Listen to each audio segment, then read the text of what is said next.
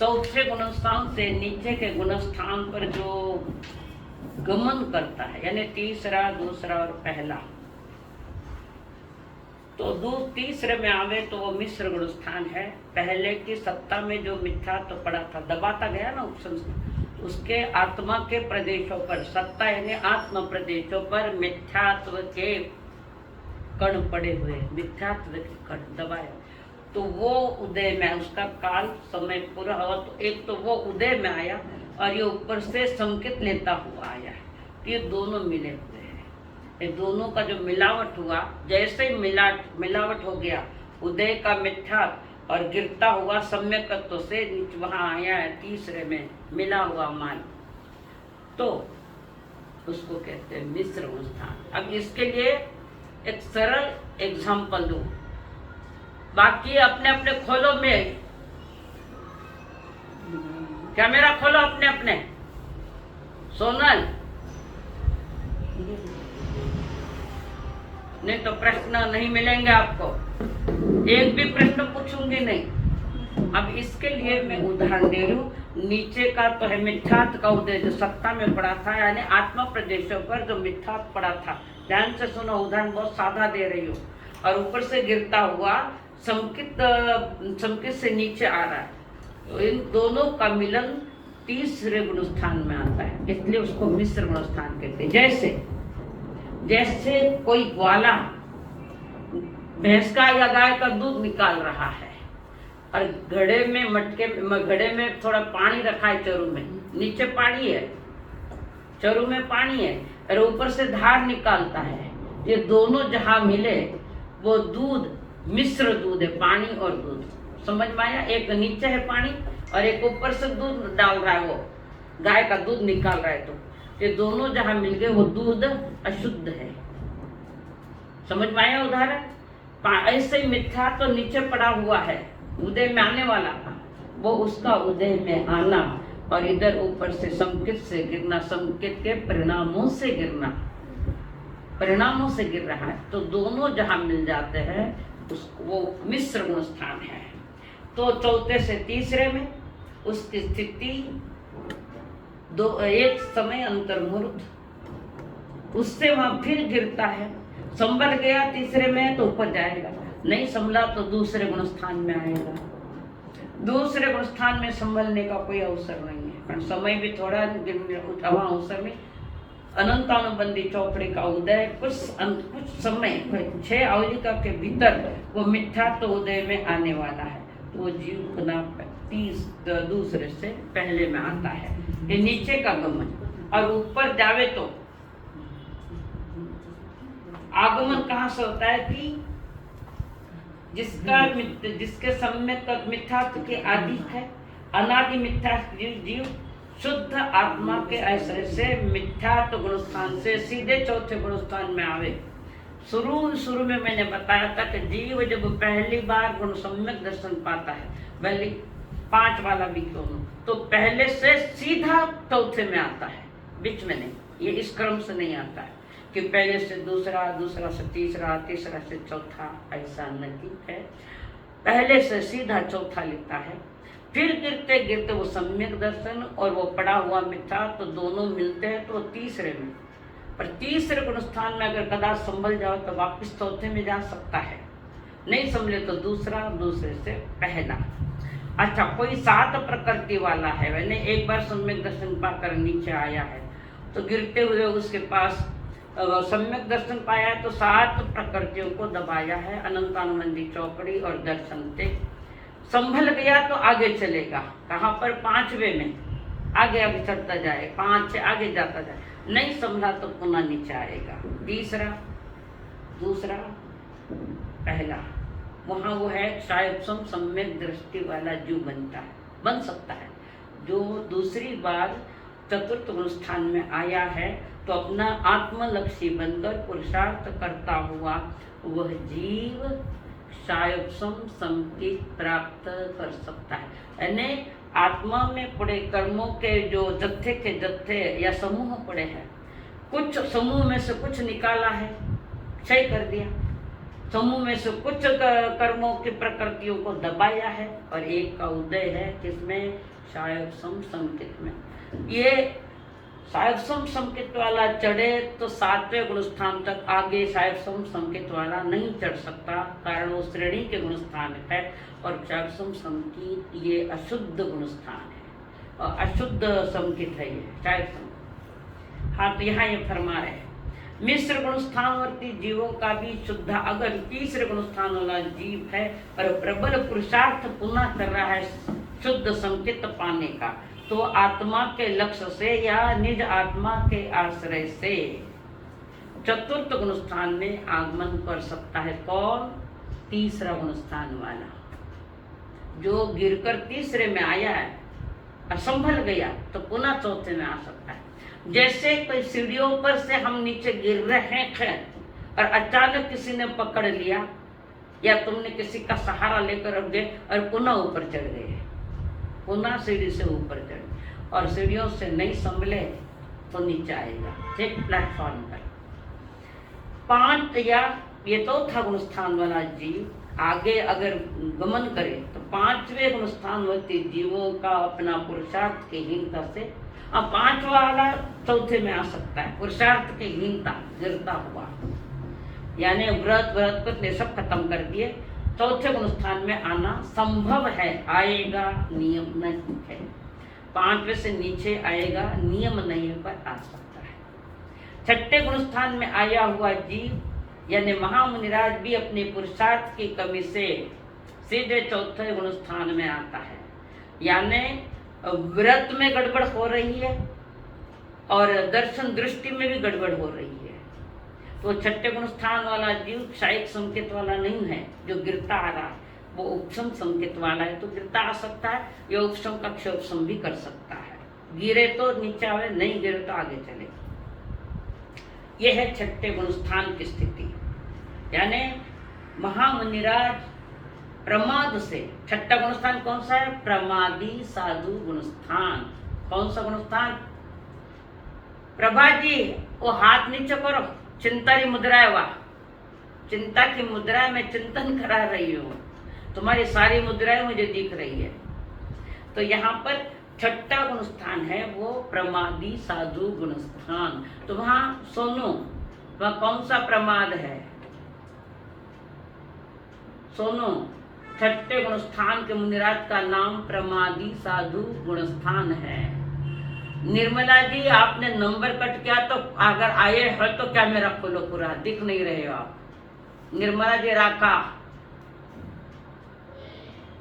तो आपने अपना नंबर कैंसिल नहीं, ग्रुप में एक राका ग्रुप में से नाम नहीं निकल, हाँ ठीक है ठीक है ठीक है, पर आपने नंबर कट करवाया क्या आपने ग्रुप में से, तो मेरे नहीं ना, मेरे इस पर आया है निर्मला जी राकत, आप यही चलो ठीक है, लाइट नहीं तो ठीक है, अपन अंदर की लाइट चालू करते रहा, अंदर की जान तो बाहर की गई तो वैसे ही अंदर की लाइट खोलनी है। हाँ देखिए, जो 6ठा गुण स्थान वर्ती प्रमादी साधु गुण स्थान, साधु है पर उसके पास प्रमाद है, तो कौन सा प्रमाद है, कौन बतावे, सुनो शांति भाई बता,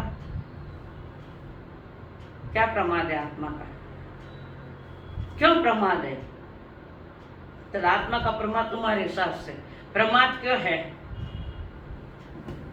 हाँ जी नहीं, गुरु गणेश बाहर आओ,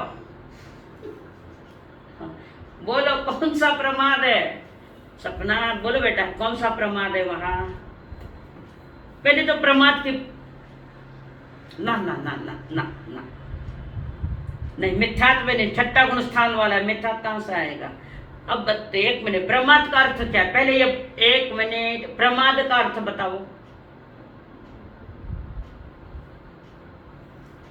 जी नहीं, वो प्रमाद 5 है, मुनिराज के पास कौन सा प्रमाद है, प्रमाद का अर्थ कोठारी, शोभा जी कोठारी, प्रमाद का अर्थ, हाँ बोलो कोठारी, 1 मिनट सपना, 1 मिनट रुक बेटा, हाँ बोलो सा, नासिक रोड, हाँ हाँ बोलो बोलो। हाँ सर फरमा। राइट। गीत बनाते हैं, गीत गाते हैं, अध्याय कराते हैं, पढ़ाई कराते हैं, तो जिसको व्याख्यान सुनाते हैं तो वो पर लक्ष्य में गया कि नहीं गया? सोनो, व्याख्यान देते तो सो का लक्ष्य छुटा कि नहीं उनका? जब वाक्य सपना सपना समझ में आ रहा है? मुनिराज जब व्याख्यान देते हैं, किसी को पढ़ाते हैं, किताबें लिखते हैं, चौपियां लिखते हैं, गीत लिखते हैं, गीत गाते हैं, तो वो आत्मलक्ष्य नहीं है उस समय। समझ में आ रहा है? उस समय वे मुनिराज आत्मलक्ष्य नहीं परलक्ष्य, कारण व्याख्यान पर को सुनाया जाता है, खुद क्या सुनेगा? जब आत्मलक्ष्य प्रमाद यानी आत्मा के प्रति बेपरवाही है अभी उनके पास, कारण वे औरों को कुछ सुनाते हैं, व्याख्यान सुनाओ, गीत बनाओ, चौपिया लिखो, चौपिया सुनाते, आप जैसों से बातें करते, मेरे जैसा बात नहीं करते। समझ में आई? तो आत्म लक्ष्य छूटकर बाहर में है, भले मुनिराज है पर बाहर में है, बाह्य लक्ष्य, इसलिए वो उनका प्रमाद है। आत्म लक्ष्य में आत्मा के प्रति उस समय बेपरवाही है। समझ में आई बात? समझ में आई राका? जो भी मुनिराज छठे गुण स्थान पर सारी क्रियाएं बाह्य की चल रही है, तो आत्म लक्ष्य उस समय नहीं है। और आत्म लक्ष्य कब बनेंगे? कि अप्रमादी साधु गुण स्थान। तुम्हारी लाइट आई ना, हमारी लाइट गई।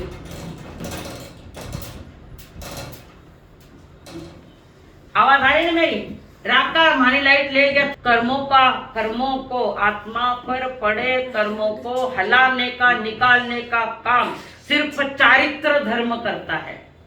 दर्शन दिखाता है, ज्ञान बताता है, जानकारी देता है। करना तो कर्मों को निकालना है, तो अप्रमत्तावस्था वो चारित्र की है। खाली दर्शन ज्ञान से कर्म नहीं हलते, वे तो जानकारी दे रहे, दिखा रहे। जैसे मैंने पहले बताया, घर में आए बहुत दिनों से आपने देखा कचरा है, फिर जान लिया कितना कितना कहाँ का कचरा है। कचरा निकालने का काम कौन करे? झाड़ू। ये झाड़ू कोई नहीं, ये चारित्र धर्म है। कर्म हलेंगे तो चारित्र धर्म में। जैसे अनंतानुबंधी चौकड़ी गई तो स्वरूपाचरण चारित्र आया, वहां भी चारित्र है, साथ में दर्शन भी है, सम्यक दर्शन, पर चारित्र भी है। तो कर्मों को, मेन कर्मों को हलाने का काम या आत्मा से अलग करने का काम मात्र चारित्र धर्म करता है। पर जिसका चारित्र सम्यक है, सही है, अंतरंग कषायों की गांठें तोड़ रहा है, अंतर की गांठें सब तोड़ रहा है, पर नियम से उसके पास जो चारित्र सम्यक है, तो नियम से उसके पास सम्यक दर्शन और सम्यक ज्ञान होगा। उदाहरण बताऊं, कोई आंख, किसी को आंख नहीं है, किसी व्यक्ति को जन्म से ही आंख नहीं है, उसको ना तो दिखाई देता है ना जानकारी मिलती है। वो झाड़ू लेकर कहा है तो कहीं का कचरा थोड़ा निकल सकता है, कहीं कचरा निकलेगा क्या? वो एक तो उसको दिखाई नहीं दे रहा है। यानी देखना भी है, दर्शन भी आवश्यक है, ज्ञान भी आवश्यक है, तब तुम झाड़ू लेकर कर्मों का कचरा निकाल सकते हो। समझ में आई बात? ओ इंदिरा जी आई बारे बोलो, समझ में आई कोई बात? इंदिरा जी कि पूछना है इमें अभी बताया जका में। गोपी जी भाऊ कुछ पूछना है? हाँ नहीं समझ में तो पतो पूछो, मैं आगे नहीं जाऊं, वो अत्यंत महत्वपूर्ण गुण स्थान है। तुम तो हाँ पूछना है तो पूछो भाई। नहीं समझ में आए तो पूछो। अशोक भाई एक दिन बोलो। हाँ बोलो। कोठारी, हाँ बोलो कोठारी। हाँ कोठारी बोल। हाँ हाँ तो अपना खुदरा वास्ते कहिए, ज्ञान बांटे है पर पुण्य बंद है, वो पुण्य बंद है, मोक्ष मार्ग नहीं, पुण्य बंद। दूसरा कल्याण में जावे तो खुदरो पुण्य बंद करे और आत्मलक्ष्य बनकर क्रिया करे तो वो शुद्ध बने। पाप पुण्य से अलग हो, पाप शुद्ध अलग, पर पुण्य भी पीछे हो जाता है और शुद्ध आगे चलता है। देखो बहिर्लक्षी और अंतर्लक्षी। बहिर्लक्षी में व्याख्यान, गीत, चौपाया, बातें आदि सब आ गई उसमें, सिखाना, पढ़ाना, लिखाना सब आ गया उसमें, दीक्षाएं देना, ये भी परलक्षी है। तो वो प्रमाद है। और जो एक मिनट, और जो आत्म लक्ष्य होगा वो पुण्य के पीछे नहीं होगा, पुण्य उसके पीछे होगा, ये शुद्ध लक्ष्य होकर जाएगा। कहाँ से? सप्तम गुण स्थान से। आया ध्यान में? हाँ बोलो, अबे बोलो। हाँ सा, हाँ बोलो, हाँ बोलो बेटा बोलो। हाँ, एक दिन बोलो। आप थोड़ा रुको, मंगला जी रुको 2 मिनट। मंगला जी तो हाँ बोलो सा, बोल सपना। हाँ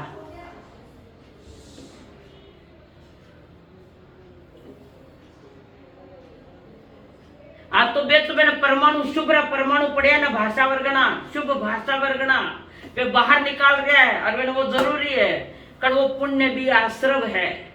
नयो पुण्य तीर्थंकर नहीं बांधे, पुराना जो पुण्य रा परमाणु पड़िया है बेने वा देशना देनी पड़े, क्योंकि भाषा वर्गना शुभ वर्गना पड़ी है। समूह वर्गना यानी समूह, भाषा के शुभ परमाणु वहां पड़े हैं, तो भाषा के वर्गना पड़े हैं, यानी वो शुभाश्रव है, तो वो मैंने बाहर निकालना पड़े।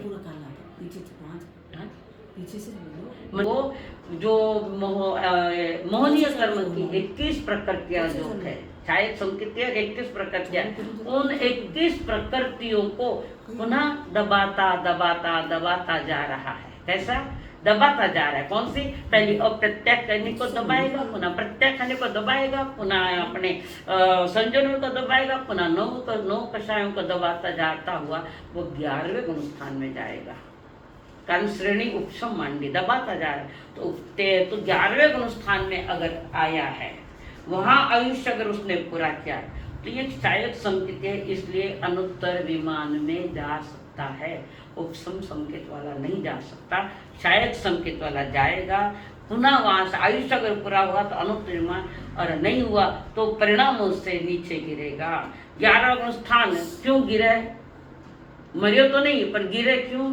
कई कारण, इसका कारण नहीं कारण नहीं है यहाँ पर। ये कारण है कि जो 11 गुण स्थान पीछे आ रहा है तो लोभ के उदय से नहीं आ रहा है।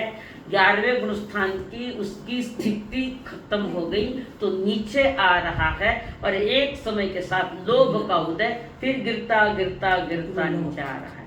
ज्यादा से ज्यादा आएगा तो 4थे गुण स्थान में है, शायद संकेत है।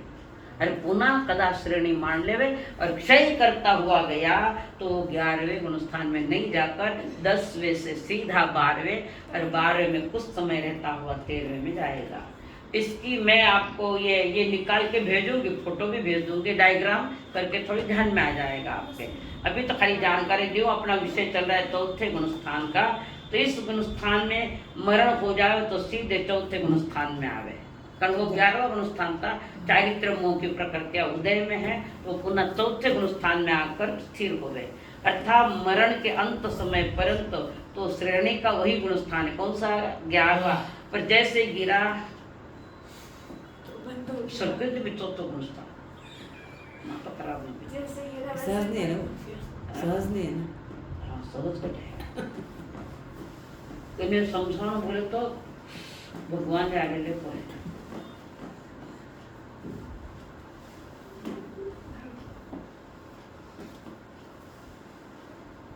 उसका दो पुड़िया है।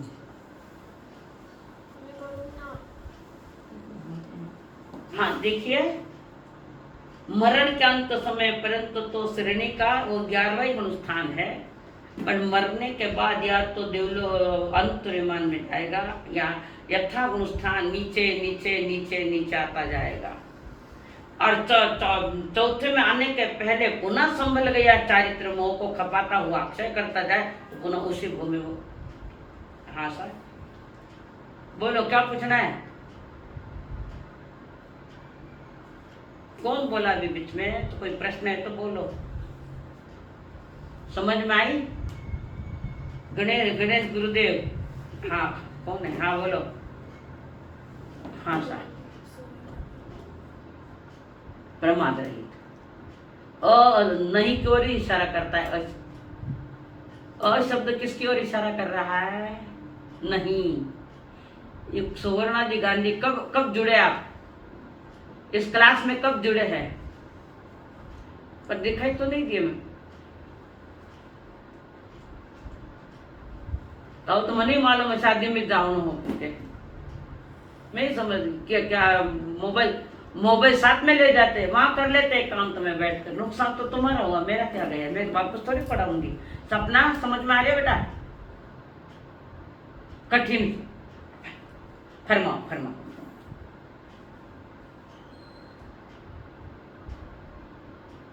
हाँ हाँ 5 और नंबर 90 पेज। हाँ फरमा।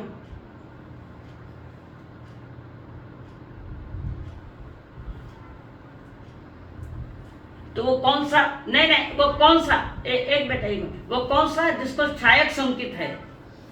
तो सहायक संकेत चौथे गुण स्थान का ही है। हाँ चौथे गुण स्थान में आवे, यानी परिणामों से नीचे आवे, परिणामों से नीचे आवे, शरीर से नहीं। हाँ बोलो। और उपशम संकेत वाला पहला तक जा सके, उपशम संकेत है तो पहला तक, बीच में हृदय वो मिथ्यात्वी, और सहायक संकेत वाला अब मिथ्यात्व नहीं होगा, वो चतुर्थ गुण स्थान में है, वो सहायक संकेत है तो अनुत्तर विमान में जा सके, और नहीं मरे तो नीचे आ सके चौथा गुण स्थान तक, या बीच में भी संभल जावे तो वापस अपने परिणामों की विशुद्धि कर रहा है, आत्मलक्षी बनकर अपने चारित्र की विशुद्धि करता हुआ, क्षय करता हुआ उसी भव में मोक्ष जा सके।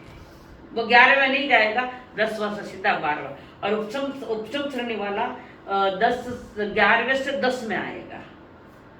उपशम श्रेणी वाला नीचे आएगा, मरे तो 12 दे लो, नहीं मरे तो नीचे, और बीच में संभल जा उपशम संकेत और उपशम श्रेणी को ठीक कर ले, क्षय करता हुआ आवे, तो फिर पाछो उसी भव में वो मोक्ष जाएगा।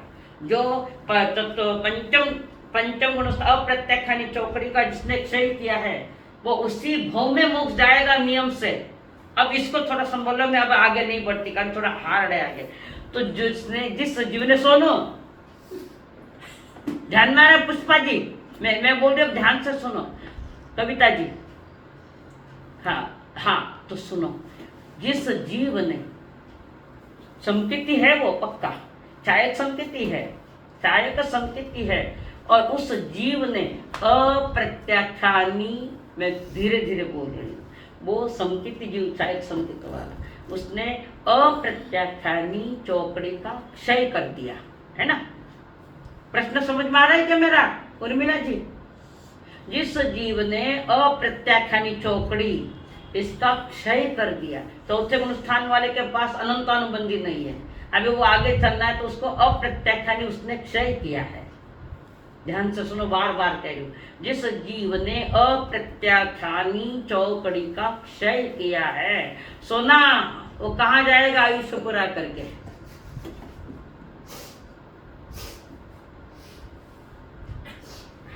बराबर है।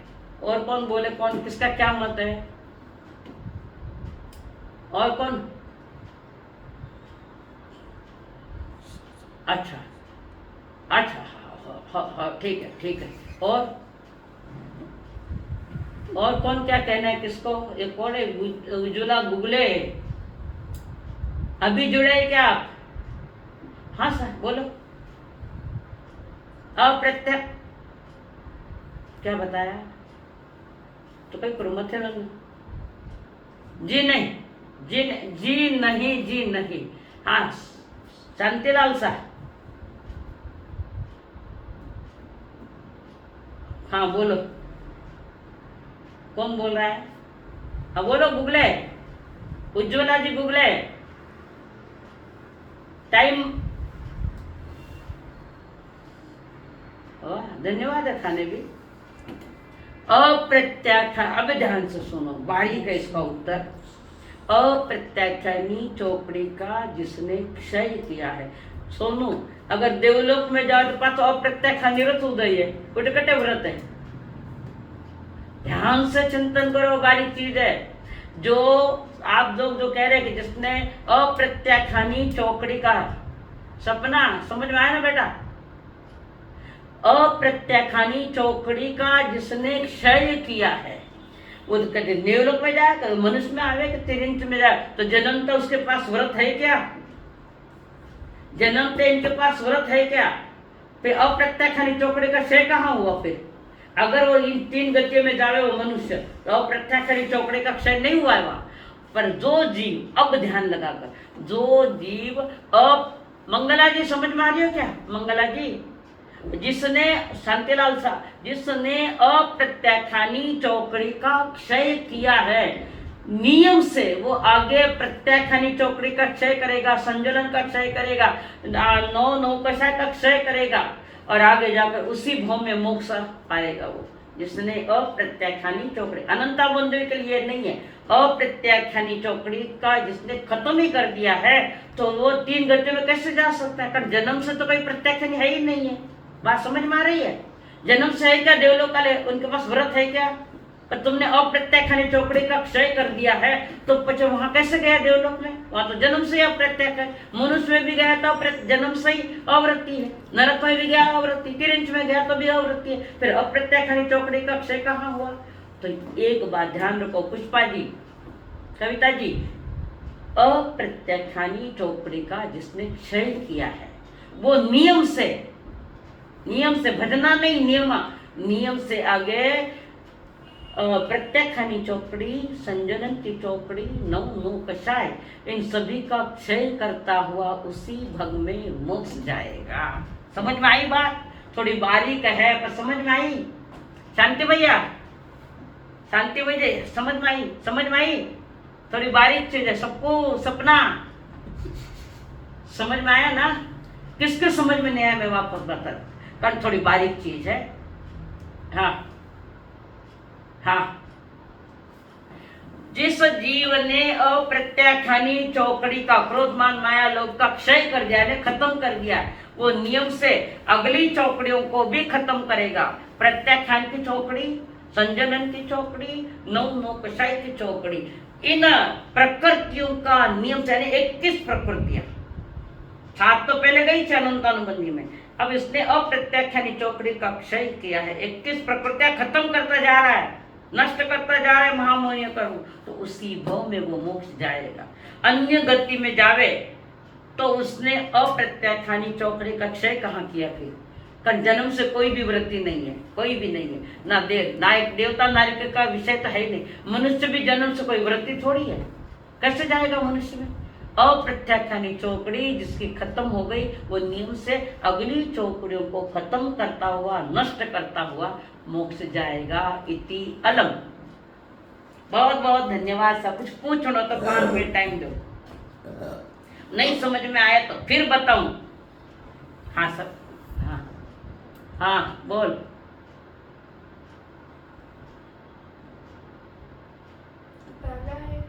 अब भेज रहे हमारा सब डालेड़ा है।